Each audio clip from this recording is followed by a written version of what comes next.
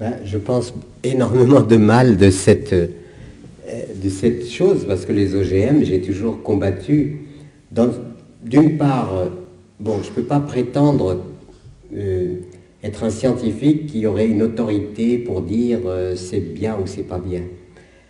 Par contre, bon, ben, je sais très bien il y a des scientifiques qui sont des spécialistes, qui s'y opposent farouchement.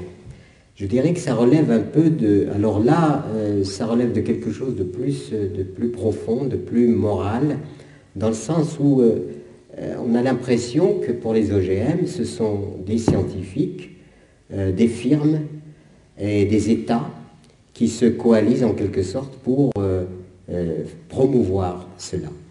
Alors, qu'il y ait de la recherche fondamentale qui peut s'orienter, permettre de découvrir des choses utiles à la santé ou utiles, je ne sais pas quoi. Mais quand on aborde la question agricole, moi je trouve ça totalement criminel. Dans le sens où, d'ailleurs je suis allé témoigner une fois, il y a quelques années, à Foix justement, au moment du procès des arracheurs de maïs transgéniques. Et j'ai dit que c'était totalement criminel de prétendre que c'est avec les OGM qu'on va régler le problème de la faim dans le monde.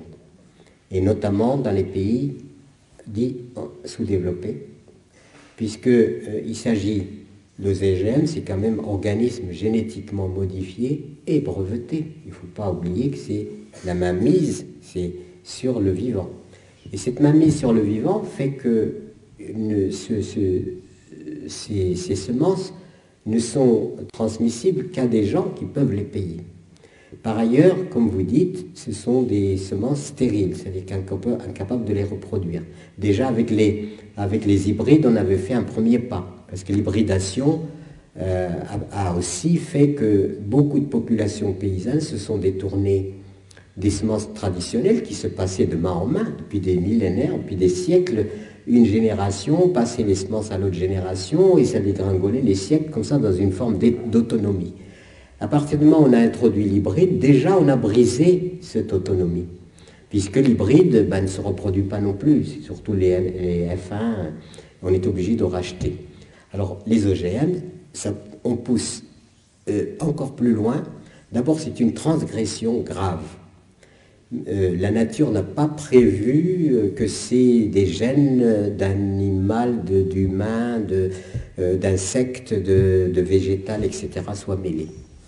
Donc il y a déjà cette transgression de mêler tous ces gènes. Ce qu'on ne sait pas, c'est comment la nature va réagir pour rétablir l'ordre. Une fois que vous avez semé vous avez mis ces semences, eh bien, dans la nature, on ne sait absolument pas quel va être le comportement. En plus, on ne sait pas quel effet ça va avoir sur la santé. Et tout ça mis bout à bout fait que... Et puis c'est totalement inutile.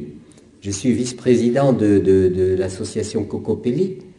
Nous avons des milliers de variétés à proposer qui sont... Il n'y a qu'à les semer et puis on multiplie les semences. Il ne faut pas aller chercher des semences compliquées. Donc tout ça, c'est vraiment, vraiment du trafic malhonnête et du trafic de profit. Donc je suis totalement opposé à ça. Et ce n'est pas la première fois que je combats, j'ai écrit des articles, j'ai participé à des rencontres et à des réflexions sur cette question-là. Il est certain qu'il faudrait arrêter immédiatement ces choses-là. D'autant plus qu'il paraît que 80% de l'opinion sont contre, qui ne sont pas du tout pour. C'est là où je parlais de démocratie. Comment se fait-il que dans un pays où 80% des citoyens ne veulent pas d'une chose, que cette chose leur soit imposée? Ça, c'est vraiment tout à fait scandaleux. Et puis il y a eu des suicides, vous savez, en Inde. Vandana Shiva relate une quantité. Il y a eu des émeutes au Nigeria, mais tout ça c'est occulté complètement. Ces types d'informations ne circulent pas sur les effets des OGM. Même aux États-Unis, ils commencent à déchanter. Beaucoup commencent à déchanter. On a constaté des effets mutagènes sur les espèces. auxquels on donnait des OGM. Donc pourquoi jouer avec ce risque-là, d'autant plus qu'il n'est absolument pas indispensable et que c'est simplement une question de profit financier. Et pour des profits financiers uniquement, on met en danger à la fois les êtres humains, les animaux et la nature tout entière.